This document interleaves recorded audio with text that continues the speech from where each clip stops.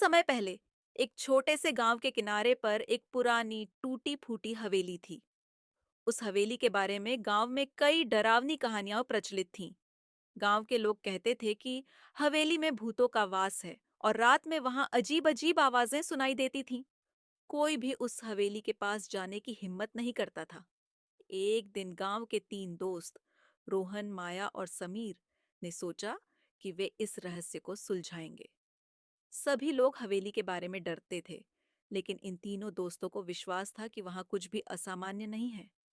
इसलिए उन्होंने एक रात को वहां जाने का साहस किया। जैसे ही तीनों हवेली के पास पहुंचे, चारों तरफ सन्नाटा और ठंडी हवा चलने लगी। हवेली का दरवाजा खड़खड़ाता हुआ खुला और अंदर से एक हल्की सी चीखने की आवाज आई। रोहन ने कहा, "ये तो बस हवा की आवाज है, घबराने की जरूरत नहीं है।" तीनों ने अपने दिलों को मजबूत किया और अंदर कदम रखा।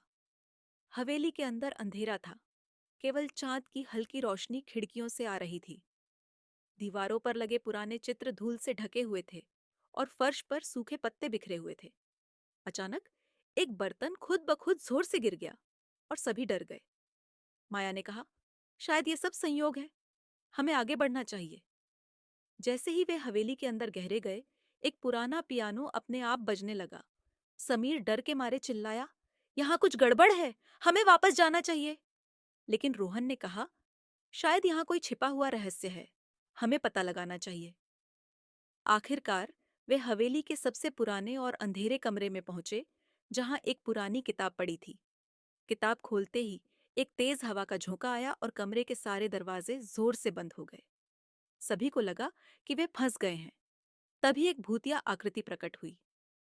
माया ने साहस करके पूछा, तुम कौन हो? वह आकृति बोली, मैं इस हवेली का पुराना मालिक हूँ। मुझे इस किताब में कैद कर दिया गया था और अब तक कोई मुझे मुक्त नहीं कर पाया।